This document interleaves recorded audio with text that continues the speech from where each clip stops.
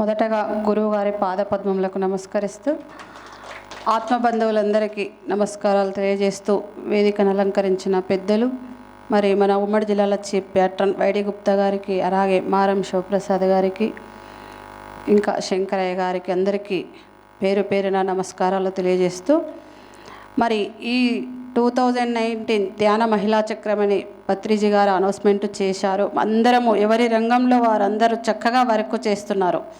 ఎవరికి చాతనైంది ఎవరి కొద్ది వాళ్ళు ఎవరి పరిధిలో వాళ్ళు చక్కగా చేస్తూ ఉన్నారు. అందరికీ కృతజ్ఞతలు తెలుపుతూ, మరి నేను ఈ మహిళా ధ్యాన మహాచక్రానికి ఎక్కువ శాకాహార ర్యాలీలు ఉమ్మడి జిల్లాలో చేశాము. ఫర్దర్ నేనేమనుకున్నానంటే ఇప్పుడు చేస్తున్న వరకు ఎక్కువగా సార్ కూడా చిన్న పిల్లలకి మెడిటేషన్ చెప్పాలి అనేది సార్ స్పీచ్ విన్నాను. తల్లి నేర్పించవలసింది ఫస్ట్ శ్వాస విద్య. ప్రతి మదర్ ప్రతి బిడ్డకి ధ్యాన విద్యను నేర్పించాలి. ఎప్పుడైతే ధ్యాన విద్య చిన్న వయసులోనే నేర్పిస్తారో వారిలో ఉన్న బ్యాడ్ వ్యసనాలు అసలు ఉంటే పోతవి, లేకపోతే రానే రావు అనేది సార్ మెసేజ్ విన్న తర్వాత అది చెప్పాలి అని నాకు కూడా అనిపించింది. నేను మదర్గా మా పిల్లలకు కూడా ఇంటర్మీడియట్ 9th క్లాస్ చదివేటప్పుడు నేను ధ్యానంలోకి వచ్చాను. వారు కూడా హోమ్ సిక్ లేకుండా చక్కగా మరి చదువుతూ, ఎప్పుడు అమ్మ మార్క్స్ ఇది అనే వ్యాపకం వాళ్ళకి ఉండేది కాదు. ఆనందంగా చదవడం నేర్చుకోండి అమ్మ, ఆనందంగా జీవితం గడపడం నేర్చుకోండి, దీనిలోనే ఉంది అని వారికి చెప్పేదాన్ని. ఆ విధంగా వారు చదువుతూ చక్కగా ఎదిగారు. మరి వాళ్ళు మంచి ఫ్రీ సీట్లు మెడిసిన్లో పొందడంతో నేను అనుకున్నాను, మరి ఇద్దరు నా బిడ్డలు మెడిసిన్లో ఫ్రీ సీట్ పొంది చక్కగా ఉన్నారంటే నాకు ఆ నేచర్ ఇచ్చింది. ఈసారి నేర్పిన జ్ఞాన మార్గంలోకి వెళ్ళిన తర్వాత మా కుటుంబం చాలా బాగుంది. మా వారు కూడా ఎన్నో మెడిసిన్స్ తీసుకునేవారు, నిద్ర డిస్టర్బెన్స్ ఉండడంతో. ఇప్పుడు ఏ మెడిసిన్ లేకుండా ఆరోగ్యంగా ఉన్నాడు. మరి పిల్లలకి చెప్తే బాగుంటుంది అనేది విద్యార్థులు శ్వాస విద్య అనే బుక్ సార్ మెసేజ్ను శోభా మేడం రాయడం జరిగింది.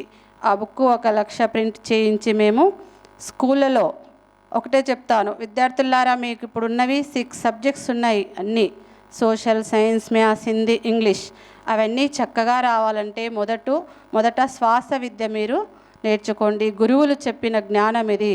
పూర్వకాలంలో 5 years అప్పుడే మరి విద్యార్థులకు ఉపనయనం చేసి ఈ శ్వాస విద్యనే నేర్పించేవారు. అది భారతదేశంలో ఎప్పుడో పుట్టింది, కానీ దాన్ని ఇప్పుడు మరుగున పడేస్తున్నారు. తల్లిదండ్రులు మర్చిపోయి చెప్పట్లేదు. మీరు నేర్చుకొని మీరే మీ పేరెంట్స్కి కూడా గైడ్ చేయండి.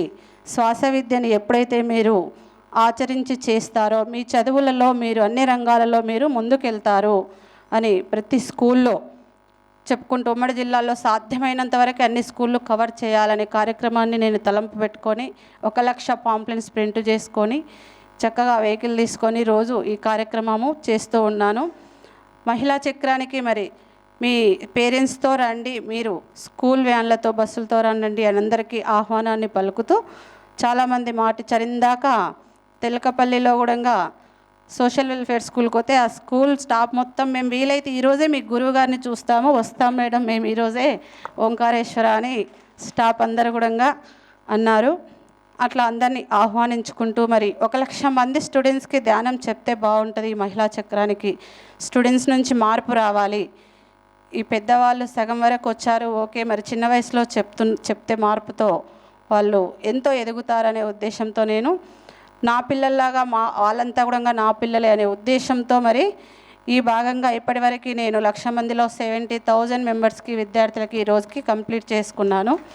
మార్నింగ్ కూడా ఇప్పటివరకు 2 schools అటెండ్ అయ్యి సార్ ప్రోగ్రామ్ ఉందనడంతో ఒకసారి సార్ దగ్గరికి కూడా కలిసి వెళ్దామనే విధంగా నేను సార్ దగ్గరికి ఇప్పుడు ప్రోగ్రామ్కి రావడం జరిగింది.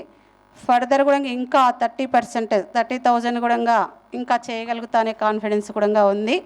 ఈ December 30 వరకు కంప్లీట్ చేసేస్తాను ఆ టార్గెట్ కూడా. అట్లా విద్యార్థుల్లో అసలు శాకాహారం చెప్తేనే శ్రద్ధగా వింటున్నారు. అందరూ ఏమంటారు, శాకాహారం చెప్తే వాళ్ళు మానరు అంటారు, కానీ విద్యార్థులు అయితే నిజమే కదా మేడం మాకు చెప్పేవాళ్ళు లేరు ఇన్ని రోజులు అంటున్నారు. పెద్దవాళ్ళు ఏమంటారు అంటే అది కాని పనిలే అంటారు, కానీ పిల్లలు మాత్రం అవును సత్యమే మేడం తెలుసుకున్నాం ఈరోజు, మాకు ఇప్పటివరకు మా మదర్ కానీ మా టీచర్ కానీ ఎవ్వరూ చెప్పలేదు, నేను ఈ రోజుకెళ్ళే ప్రయత్నం చేస్తాను. ఏ స్కూల్లో అయినా 1 or 2, 10 నెంబర్స్ 15 నెంబర్స్ వరకు లేచి చక్కగా హామీ ఇస్తున్నారు. మేము ఈరోజు నుంచి శాకాహారులం అవుతాము. ఈ శ్వాస విద్య బుక్ స్టడీ చేస్తాను. ప్రతి స్కూల్కి ఒక 10 ఇస్తున్నాం. లైబ్రరీలో ప్రతి స్టూడెంట్కి ఒక పాంప్లెంట్ ఇస్తున్నాము.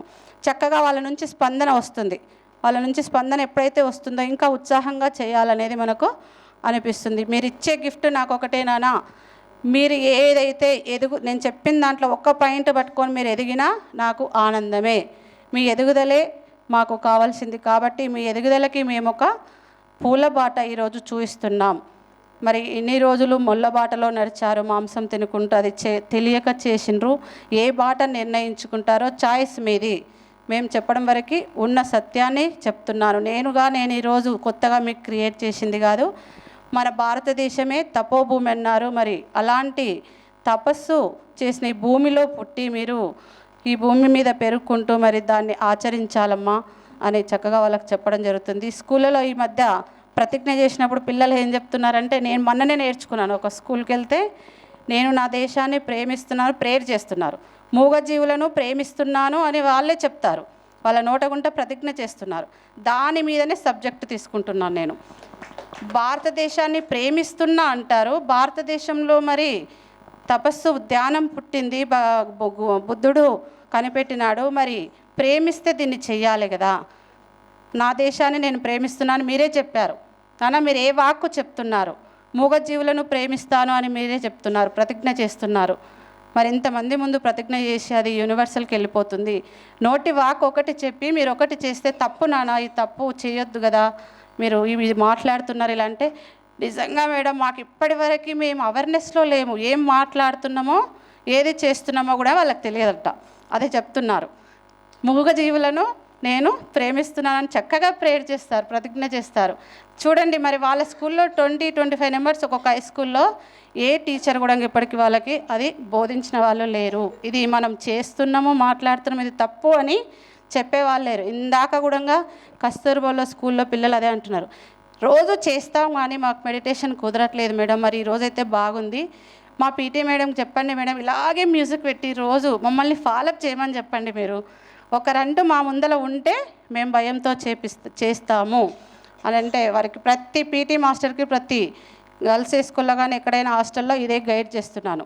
మేడం మీరు మ్యూజిక్ పెట్టి చేయించండి, మ్యూజిక్తో చేపిస్తే వాళ్ళకి కాన్సన్ట్రేషన్ వస్తుంది చక్కగా అని చెప్తే వాళ్ళందరూ కూడా ఇదొక సబ్జెక్టుగా తీసుకోవాలి, మీరు ఫాలో అప్ యాక్షన్ ఉండాలి అంటే చాలా స్కూళ్ళలో మంచి స్పందన ఉంటుంది. మళ్ళీ ఫోన్స్ చేసినా కూడా చేస్తున్నామని అంటున్నారు. ఎక్కడో కర్నూలు పోయి మొన్న నేను మెడిటేషన్ చెప్పి వస్తే నిన్న ఒక బాబు నాకు ఫోన్ చేశాడు, వాడు దాని మీద డౌట్స్ గురించి. ఎక్కడ కర్నూలులో కూడా కొన్ని స్కూళ్ళు చేశాం సార్. మెయిన్గా కేవీఆర్ కసిరెడ్డి వెంకటరెడ్డి కాలేజీకి వెళ్ళాం సార్ కర్నూలులో. అది కసిరెడ్డి వెంకటరెడ్డి కాలేజ్ అనేది తెలియదు మాకు కూడా, పోయిన తర్వాత తెలిసింది.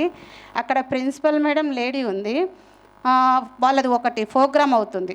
అయితే మేము ఇట్లా పిరమిడ్ స్పిరిచువల్ సొసైటీకి వెళ్ళి వచ్చినాం, మాట్లాడతాం మేడం, ఒక 20 మినిట్స్ ఇవ్వండి అని ఒక స్లిప్ రాసిచ్చాం.